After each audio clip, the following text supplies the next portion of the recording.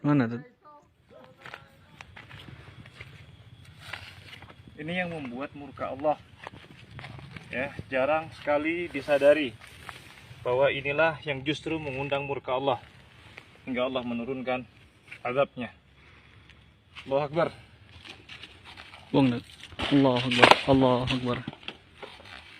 Buang Nat. Allahu Akbar.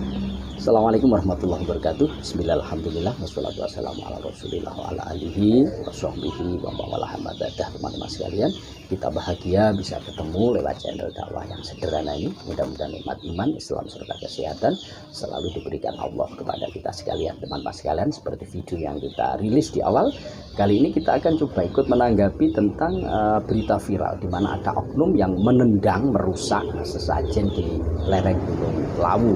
Bagaimana ini kemudian dalam kacamata fikih. Nah, sebelum kita membahas tentang hukum orang yang merusak dan menendang dan menghardik bahwa pelakunya ini musyrik, penyebab bencana ini adalah perbuatan-perbuatan seperti ini, kita coba untuk mengklarifikasi atau menjelaskan tentang hukum sesajennya.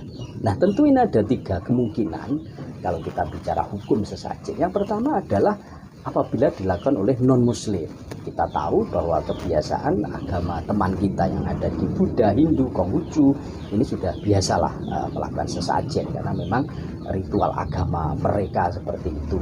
Tentu ini dalam ranah lakum dinukum waliyadin, bagimu agamamu, bagiku agamaku. Dan kita hidup di negara kesatuan Republik Indonesia yang multi agama, maka kewajiban kita adalah untuk toleransi, berdakwah tetap, dan apabila belum mendapatkan hidayah kita tetap bertoleransi. Yang kedua, apabila dilakukan oleh penganut kepercayaan, tentu ini juga bagian dari non-muslim di luar Islam.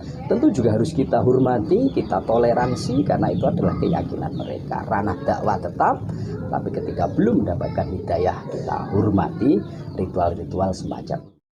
Yang ketiga, apabila dilakukan oleh muslim. Nah, baru kalau ini dilakukan oleh muslim, maka ada 2 kemungkinan. Kemungkinan pertama adalah ini masih sesuai dengan aturan syariat kita. Jadi kalau kita coba membaca referensinya, ini kita membawa I'anatul Thalibin Fathul Mu'in dan I'anah juz 2 cetakannya Hidayah di halaman 349. Faidatun mandabaha taqarruban lillah lidaf isyaril jani anhu lam yahrum au biqasdihim haruma. Jadi barang siapa yang mendekatkan diri pada Allah dengan cara menyembelih hewan, kalau di tafsirnya bisa kambing, bisa sapi, bisa unta, tujuannya apa? Annahu ta'ala yakfidzabiha syarrul jani anhu. Jadi tujuannya agar Allah dengan wasilah dia menyembelih hewan ini yang disedekahkan kepada sesama, ini Allah menghindarkan keburukan jin pada dia, pada orang yang melakukan ritual ini. Maka hal ini tidak haram. Jadi hewannya halal, sembelihnya halal, kemudian niat-niatnya ini tidak haram karena takarrubnya tetap kepada Allah. Dan yang diminta adalah tetap Allah agar supaya menghindarkan dari bala, dari perbuatan yang tidak baik dari jin. Kita tahu jin adalah harus kita yakini keberadaannya karena ini adalah satu barang gaib yang dalil menjelaskan keberadaannya. Dan tanda orang beriman adalah juga percaya kepada barang-barang gaib. Alladzina yu'minuna bil ghaib. Ini harus kita yakini.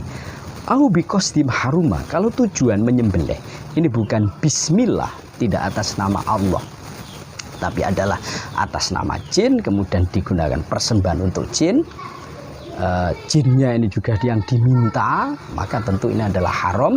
Bahkan kalau disembah ini tentu akan menjadi kufur. Yang kedua, ibarat yang kita baca referensinya, famayaqul an min ramyil khubzi fil bahri li toiril ma'i was samaki lam yahrum wa in kana lahu qimatun li anau qurbatun.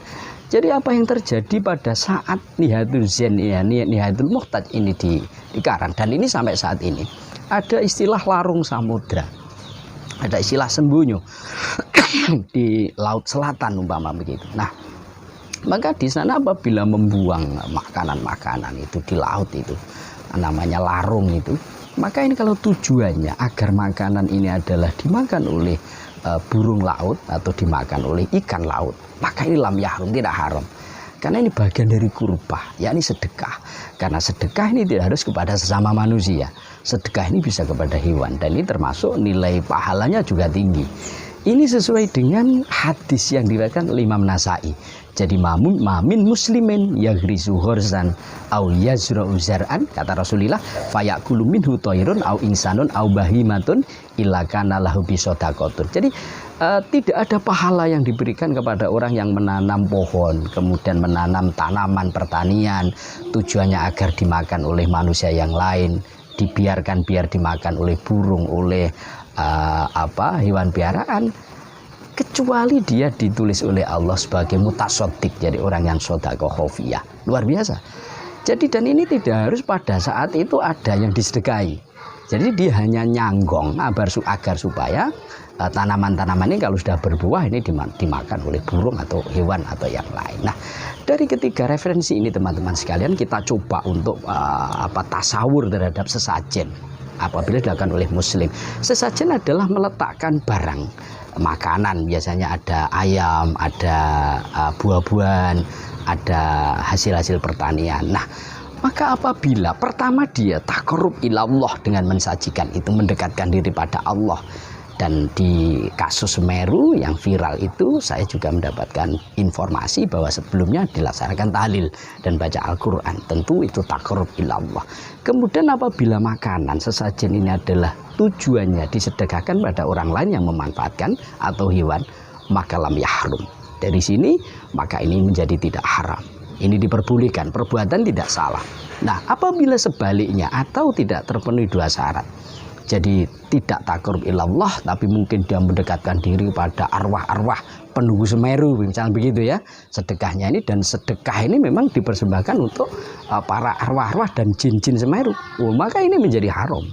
Nah, oleh sebab itu ada kemungkinan haram, ada kemungkinan tidak, tergantung apa yang terjadi, apa yang dilakukan oleh beliau-beliau, orang-orang yang melaksanakan ritual ini. Nah, kita masuk ke dalam hukum orang yang membuang ini.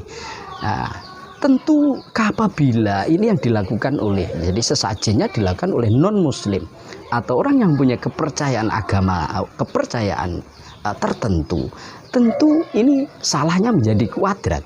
Pertama, karena perbuatan ini di dalam iktikadnya, agamanya, keyakinannya ini tidak salah, memang seperti itulah cara beragamanya. Kenapa dia harus membuang? Kenapa dia harus marah-marah? Yang kedua, caranya ini sungguh tidak terpuji, gitu, sangat intoleran.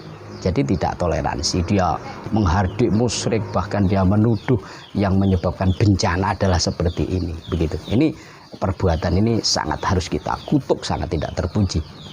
Yang kedua, apabila ini dilakukan oleh muslim, ini juga tetap saja salah apapun yang terjadi. Jadi kalau ini sudah sesuai dengan aturan syariat, maka tentu salah juga. Karena kenapa itu harus sesuai dengan syariat, masih saja ini dibuang. Yang asalnya tujuannya untuk sedekah, kalau sudah dibuang, ya sudah. Ini sulit akan dimanfaatkan oleh orang lain atau hewan. Bahkan saya lihat di fotonya ada baskom itu ya, yang seharusnya bisa dimanfaatkan, oleh dia ditendang ke jurang. Tentu ini akan menjadi rusak, pecah, sulit diambil. Jadi sedekahnya gagal. Apabila kemungkinan terburuk adalah perbuatan ini salah, ini juga tetap salah juga. Jadi betul sesajennya salah, umpama begitu. Ritualnya salah ini karena dia muslim. Dia berbuat yang tidak baik, niatnya salah. Tapi cara amar ma'ruf nahi ini yang salah. Jadi dia dengan cara mendang, menghardik ini sudah sangat salah. Karena al-amru bil ma'ruf wa nahyu 'anil munkar la yajuzu ayatawallada minhul munkar akhar. Jadi seseorang yang amar ma'ruf nahi munkar, ini caranya, ini apabila menyebabkan kemungkaran yang lain, maka ini hukumnya juga haram. Jadi ini harus diperhatikan. Jadi kalau kita masuk ke dalam permasalahan kita, betul umpama saja itu adalah haram, tapi caranya dengan cara provokatif, kemudian tidak toleran gayanya, dia menuduh musyrik dan lain sebagainya, apalagi kemudian viral. Ini tentu cara-cara seperti ini yang tidak baik, jauh dari akhlak Rasulullah, jauh dari syariat Islam. Dengan demikian, apapun kemungkinan di dalam kasus ini, perbuatan ini sekali lagi adalah perbuatan-perbuatan yang tidak terpuji. Referensinya nanti akan kita sampaikan di layar di akhir video ini. Mudah-mudahan bisa saling mengkaji dan memberi manfaat bagi kita sekalian. Saya akhiri. Wassalamualaikum warahmatullahi wabarakatuh.